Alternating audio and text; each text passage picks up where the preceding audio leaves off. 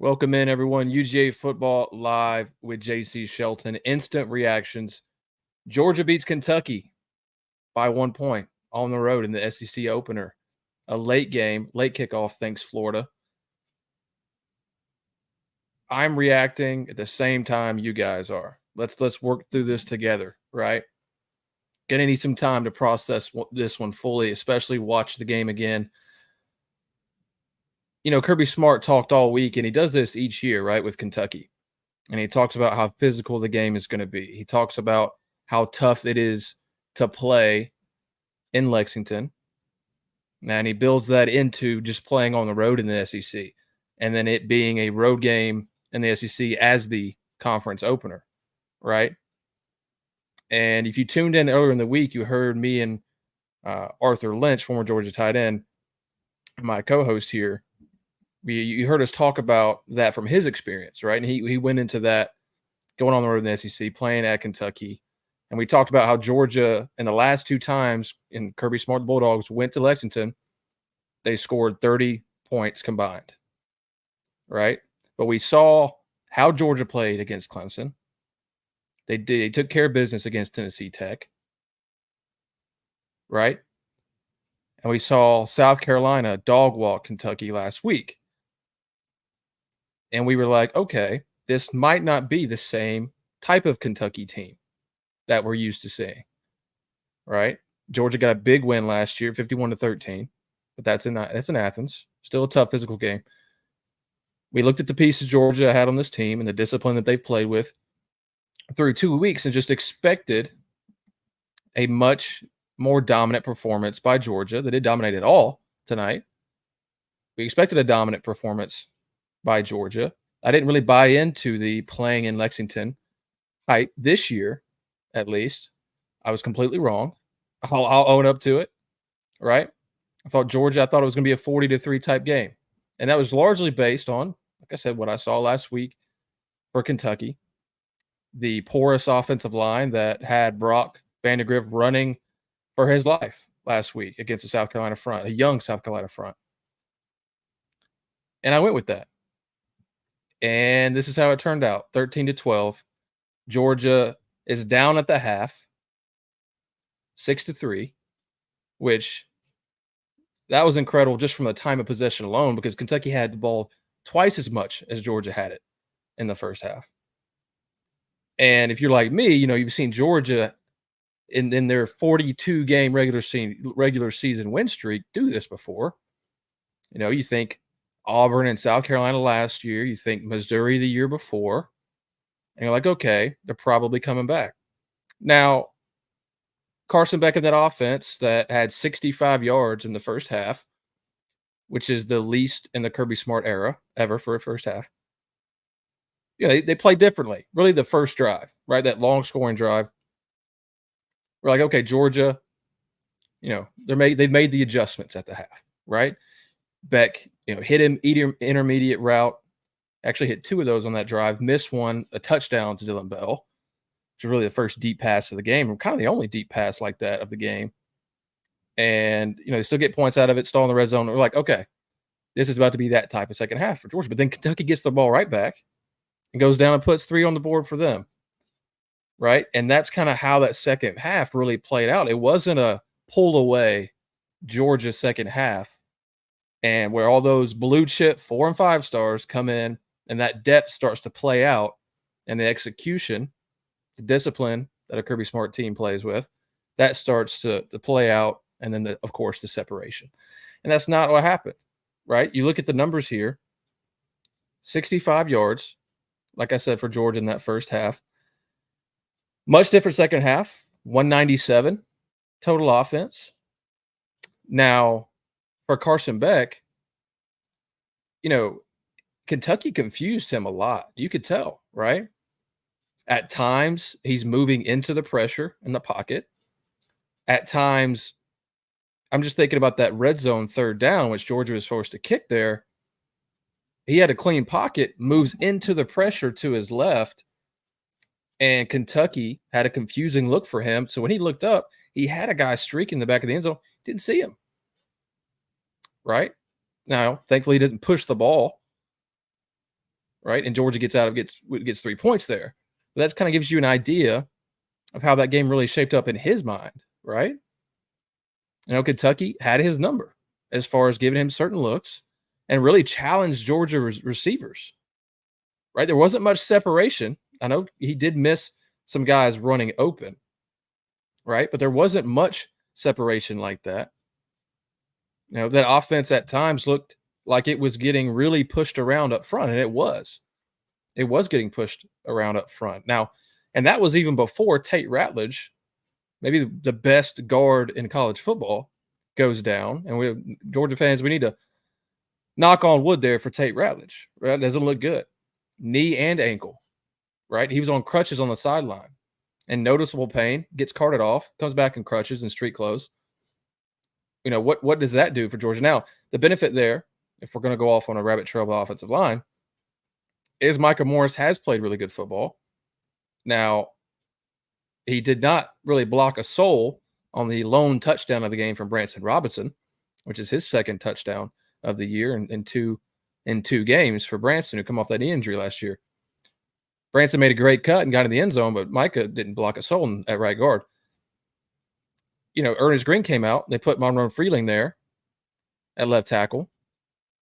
And that team, the offensive front started to play better, right, in the second half. And I don't know if it was really just the nature of the physicality of the game, where it was like both defensive lines started to get worn on more as the game progresses, which makes sense, right? If you're thinking just football in general, and SEC football in general, in a game like that, where there's a lot of carries in the game.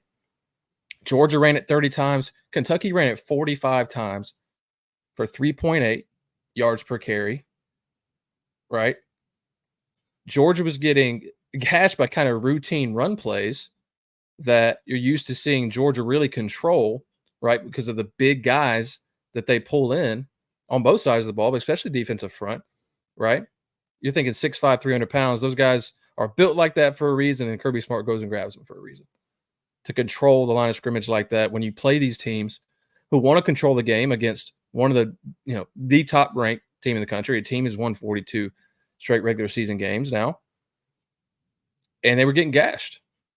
In the second half, you considered, okay, Georgia knows what they're going to do, and they're going to run the ball, right? They want Brock Vandergrift to get on the move too, out of the pocket, control the line of scrimmage there, and really limit him and that run game. They weren't able to do it at will, right? But I think on a positive side is they did answer the call, and they stepped up when they needed to, especially the defensive line there. And first off, on the defense, which overreactions are rampant on social media, folks. I see them. And it's easy to do that too, right? But overall, I think you have to really defensively, we'll focus on that, is haven't allowed a touchdown since the 2023 SEC championship game loss. Right, that's 16 quarters. No touchdowns. Georgia's defense had to be good tonight for them to get a win like this, and they were, right? So even though you got gashed here and there, you still only allowed 3.8 yards per carry. It's not bad. Now, the thing that's a little more concerning here would be the first downs, and they gained, just rushing alone, 12 first downs, right?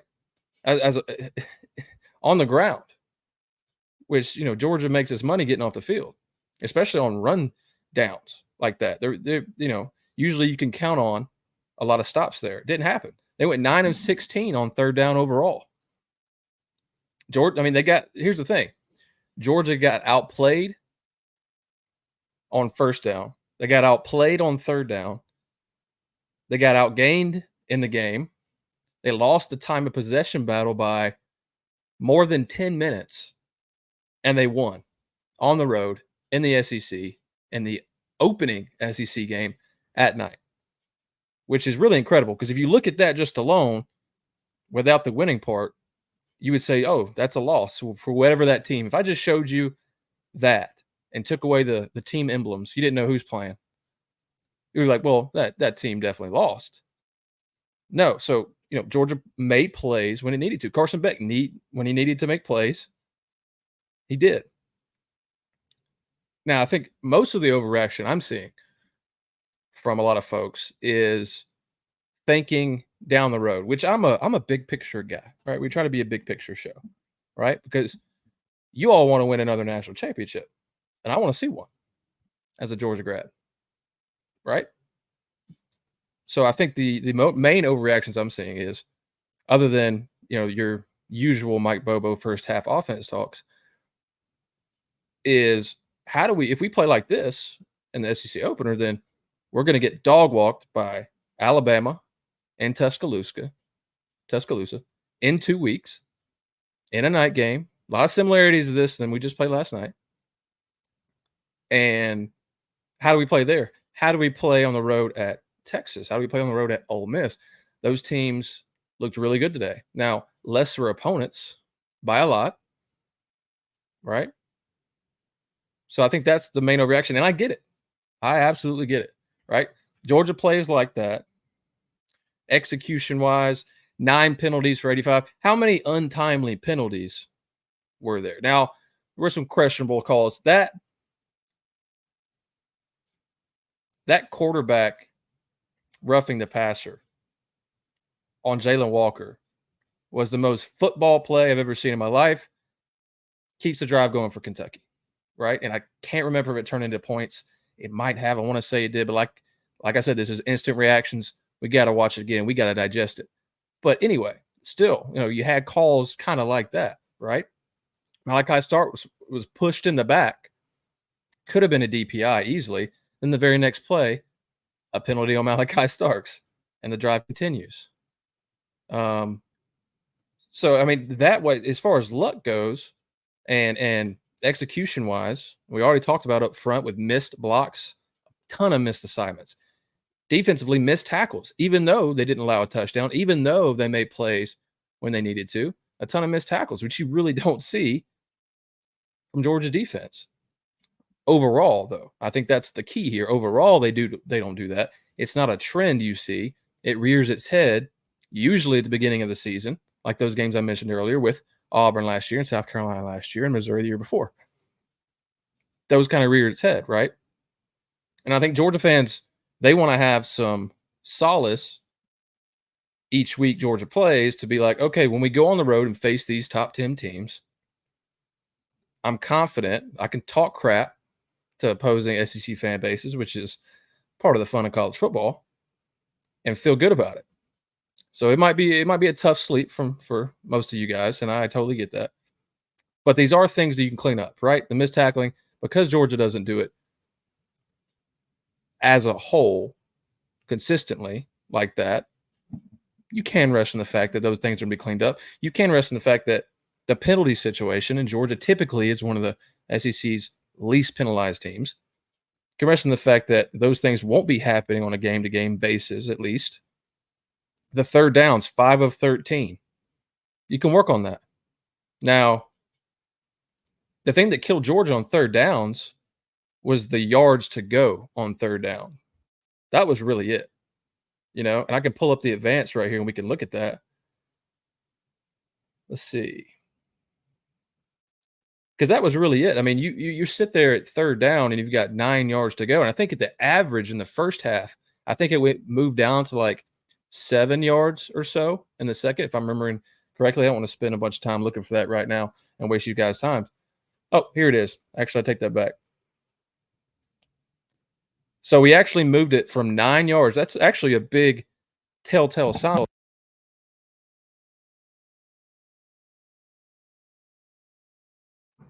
We're gonna have to go laptop mic. Mic just cut out. That's a big part of the second half change for Georgia, I think, is going from 9 yards average yards to go in third down in the first half, which was abysmal, to 5.6 in the second, right? Better plays on first and second down, which means, the run game was working better. And, Trevor Etienne, how many times did he get hit in the backfield? And a couple of good moves, he either gets it back to line of scrimmage or a 1 or 2 yard gain. Those are big plays in a game like this, a defensive battle, a field position battle. So I think I really liked what we saw from Trevor Etienne there. He did a lot of good things. I think, blocking wise, it was not a good game for Georgia, right? So having a running back like that was huge. 19 attempts for 79 yards, 4.2 average. The thing with Nate Frazier, we didn't see a lot of Nate Frazier. Didn't have his helmet in the first half beside him. I read had 3 carries, 2 yards. The thing about Nate Frazier is why he hasn't been getting as many snaps back is pass pro, right? He absolutely got tore up in a pass pro. Now I think Beck completed that pass, but he got pushed into Beck's face after whiffing. Didn't know. I think he was confused on who he was picking up, which is just a true freshman thing. He's only been with the team since the summer, so that's a true freshman mistake, and it's something that Kirby Smart talks about a lot with young backs.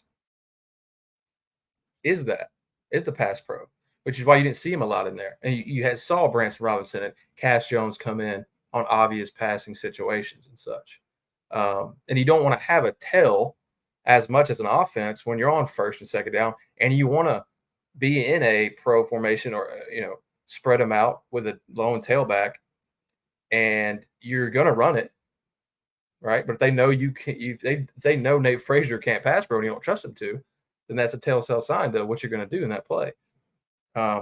Seeing some comments here about defensive line healthy. Yeah. Michael Williams wasn't in this game. Warren Brinson wasn't in this game. How much did that impact? Are they be able to get healthy? Now you have a bye week next week, which sets up perfectly for that injury wise. Warren Brinson got an ankle. Michael's got an ankle. Mick Liad, the South Carolina transfer, hope I get his name right. He played meaningful snaps tonight because those two were out. He was questionable going into the game. Tyrone Ingram-Dawkins went down with what looked to be a leg injury.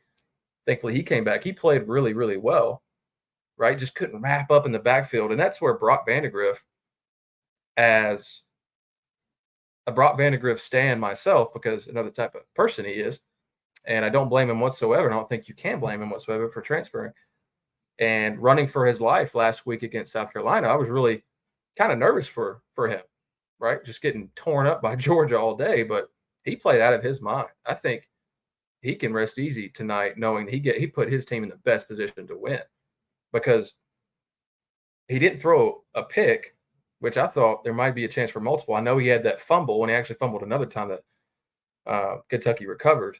But as far as escaping the pocket, making throws on the run and such, I think he played really, really well. And he caused issues as a runner. He was very kind of Jalen Milroe-esque to me as far as escapes go. Georgia had plenty of opportunities to wrap up in those times. And I know that's one that Kirby Smart and Glenn Schumann and T-Rob are going to be looking at to like, hey, this is our chance. This is would have changed that entire drive. Could have resulted in a quick punt. And instead, they're driving the field for 3 points and putting us down more, right? I think those things you can clean up.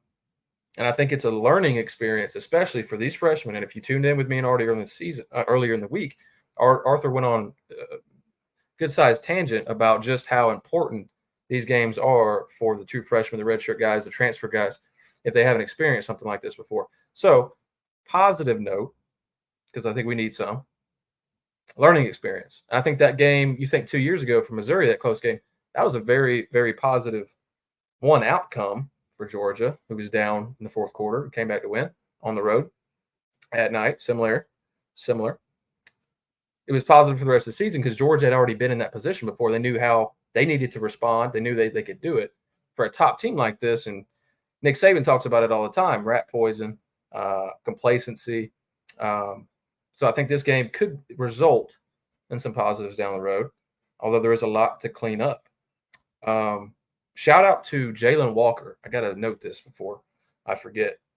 I'm pretty sure he had blood all over his jersey that belonged to Brock Vandagriff. Because if you saw, Brock had a cut. I think it was on his left arm, if I'm not mistaken. I was wrapped up, but it was still bleeding pretty good. And Jalen Walker was on him so much tonight that his jersey was just covered with blood. He was held a couple of times, of course. But that just kind of is a testament to how hard he played and the pressure he put on Brock Vandagriff. Didn't jump off the stat sheet. I know we got 3 sacks here on the day. He had just credited with 2 tackles here, a solo and a pass breakup, a quarterback hurry. he had to have more than that. I don't know if who's keeping these stats on College Press Box, but he was absolutely wrecking the backfield. Here, and him and Ingram Dawkins. Chaz Chambliss, I think, played well as well. Malachi Starks, I know he had that penalty, 8 total tackles. Dalen Everett, I think, did well cleaning up. He got beat a couple times, but he cleaned up well as a tackler and forced that fumble. And then I think, you talk about the two Wilsons, Raylan Wilson and Damon Wilson. Damon Wilson recovered that fumble. Raylan was all over the field. The speed really showed up for Georgia, and it always does, at least sideline to sideline. Yeah, no, I think there's questions to be answered on the defensive line that needs to get healthy. And you want these guys to be healthy for Georgia for those games we mentioned, especially because if Kentucky can do this, right, with the offensive line that we saw last week, and we know Alabama has a lot of talent there, they need to get healthy up front. Bama does offensively, right? Texas pushing people around. Ole Miss has not missed a beat. Now they're hurry up. I think that's kind of takes away, especially against lesser teams. We don't really know how they look until they play some quality opponents. But yeah, I think health could be a big factor here on the defensive line if that is a reason, and we'll find that out. It is just the third game of the season here. We'll find that out soon. Yeah, and I think for Beck, that's a big learning curve for him, right? Some film opportunities and the different looks that Kentucky gave him, and why maybe he wasn't seeing things as clearly as we've grown accustomed to him seeing, right? And making the right decisions. I see Bobo here, notoriously bad on third down. Comment from Keith Hutchinson on Facebook. I appreciate you, Keith. I do agree. Yeah, third down, especially very conservative in the first half. Georgia was that way against Clemson. I think it is a trust your defense kind of mentality, right? Does this game change anything as far as that? Because I did like a lot of the calls in the second half. I like pushing the ball down the field. I think Georgia can do that in the first. Did Kentucky give different looks? Did Georgia just adapt to what Kentucky was doing? I'm no coach. I mean, I can watch the game. We just watched it once. These are our instant reactions. A reminder.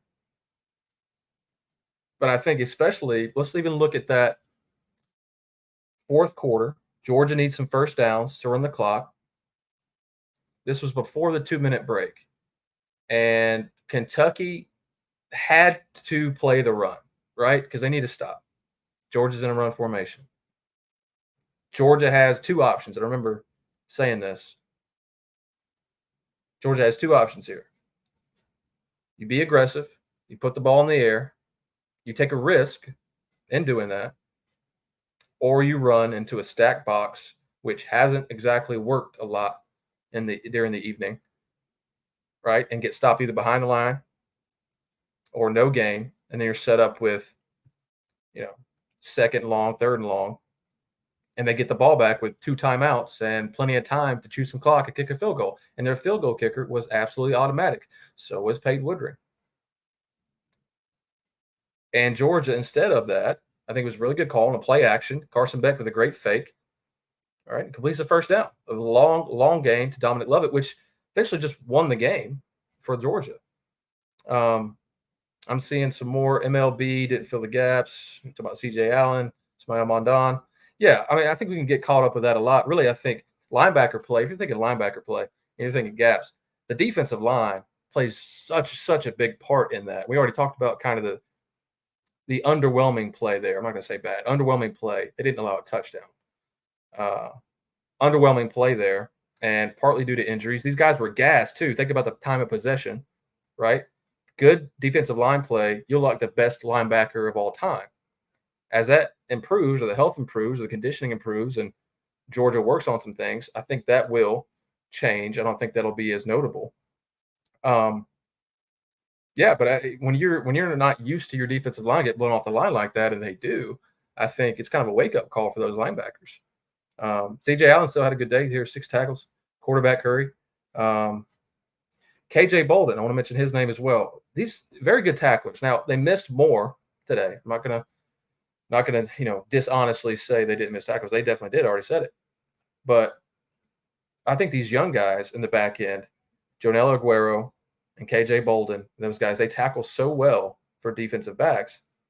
How many times, because there's this tier. You hear me talk about tiers. There's this tier A of college football, And there's really a tier of each position group, especially quarterbacks, defensively as well, right? How many games did you watch today? If you watched the slate today before the Georgia game, did you see a just completely porous defense, bad tackling? I mean, you can mention off your names here: Florida, West Virginia, who had that game won in the fourth quarter against Pitt, 10 points. So many really teams to choose from who don't play like that at all. When Georgia makes missed tackles, though, it stands out more because you're used to seeing dominance. Um, but it's not going to happen every game. And I think it's kind of a wake up call for SEC fans and Georgia fans. That's not going to be like that. But you've been through it before. Like I said, you've been through it before. This team's been through it before. Kirby Smart and that coaching staff are great at making adjustments. All right. Those players are some of the most talented in the country. They know what they need to do next in the following week to prepare. Right. So we're not gonna, set fire at anything just yet. Right. We'll stay a little positive here because in the end, it is a win. You're 3-0, 42 straight regular season wins. And you were missing some really key players, right? How much does Roger Robinson come back in the backfield, giving you a guy who's really good in pass pro? How much does that help the offense? How much does additional time with these transfers and younger players help Carson Beck and that passing attack? And Mike Bobo is a play caller. Defensively, we talked about the defensive line. I won't rehash that again, but getting guys back, how much does that change things up front for Georgia, right? Because that's where games are won in the SEC, and that's where I caught a little bit of the Kirby Smart following interview post game, and he was talking about that line of scrimmage. He said it in the pregame. All right, that's where this game's going to be won or lost. Georgia lost most of the night until when it mattered, and that's the key here, at least for the Georgia win, right? And I think overall, you want to lead this game just noting those positives because there's a lot to fix. And guys, it is very early in the season. The Carson Beck dropping the snap, don't know what that was. That's completely on him. That's nerves, right? You take that experience and build on it. Right? Get that first road game out of your system. Get that first SEC visit on the road at night out of your system because the big boys are going to come to play very, very soon, right? And speaking of the Georgia offense, Carson Beck, I know they got lucky with a couple of fumbles there. That fumble for a first down was video game stuff. I mean, if Arian Smith wasn't right there, are we having a different conversation right now? That's just crazy to think. And that's just college football for you. Haven't turned it over all year still, somehow, which is just it's a crazy stat, just like Georgia's 42 straight. Yeah. So what is the team going to do now? Bye week, get healthy, prepare for future opponents. They got 2 weeks for Bama. Right. That's given Kirby Smart and that coaching staff, especially defensively, the best in the country, giving time to prepare for Jalen Milroe. And if you're a Georgia fan, hopefully get healthy on the defensive line and check in on Tate Ratledge. That news should be coming in the next week or so. How bad is that injury? Georgia at least has that bye to prepare without him. And that offensive line usually rotates anyway. We talked about the rotation there with Monroe Phelan coming in, Micah Morris coming in. If you have that group set that Ratledge is going to be out, boom, make the adjustments, right? You get some cohesion working in the next couple of weeks before you make that trip. And whatever this game was, as far as environment, hype, which there wasn't really any hype, right? And preparation, it's going to be only twice as much going into this next game, right? Georgia already has a bad taste. There's a lot of players who lost in the SEC championship last year that are still on this Georgia team that know there's been a business to be taken care of. Okay. And I think this is beyond just a huge game for the SEC race and the college football playoff. This is a huge game for confidence of this team. And year to year, it's not the same team as last year. It's always another team, different dynamic. Players leave, players join, coaches change. Georgia had its fair share of both. That game is going to be uber for the confidence of this team moving forward because they have those additional road matchups coming up. Quick note about Tennessee, and I want to rant about this for a second, and then we'll get out of here. Last time I looked, they had 65 points in the first half. How different is let's say you're Ohio State, uh, Bama, at least under Nick Saban. I'm not sure what DeBoer's kind of mantra around this is yet. Heck, even Lane Kiffin at Ole Miss putting 65 points on a FCS team or, name any group of 5 conference team in the first half, kicking an onside kick up 30 in the first half. What is that to do? Is it to stat pad? Is it to, because that's the only thing it looks like, right? When you see Georgia and these other teams play these guys, they just want to run the football, control the line of scrimmage, get young players in, get them experience, get out without injuries, because that's a smarter play, obviously. So I don't know what that was from Josh Heupel in Tennessee. I don't get it. So I'm wondering. I don't know if you guys are, but I definitely was seeing that. But we'll get out of here. Don't burn down the hatches, folks. Social media is going to be a mess. It's an SEC fan base, right? Let's focus on the positives. Nothing to worry about, I don't think, in my humble opinion. Uh, and I appreciate every single one of you for listening to that opinion. And hopefully we learned a few things about how this game shaped out. I, like you, maybe. I don't know if you want to watch this game again. You probably don't. I am. We're going to sit on this. We're going to learn a little bit more about how Georgia played in this game, what improvements that they might want to see as far as talking about Kirby Smart and his staff. Watch that post-game presser, hear what he had to say, and think about these matchups going forward. We have, as a show, a couple of weeks to prepare for this Alabama game as well. We'll get some guests on, and we'll talk it through, as always. So until next time, we'll be live right back here very soon. Hopefully Monday. Depends on Arthur Lynch. He's got a meeting with Elon Musk next week. Another one trying to get the abandoned astronauts back to Earth. So he's got that. So we'll figure out the scheduling, but we'll be live twice next week in preparation. I hope you enjoyed your college football Saturday. I know for Georgia fans, it probably didn't end in the best way, but it is a dub, 42 in a row for the Bulldogs. Until next time, we appreciate every single one of you. Thank you.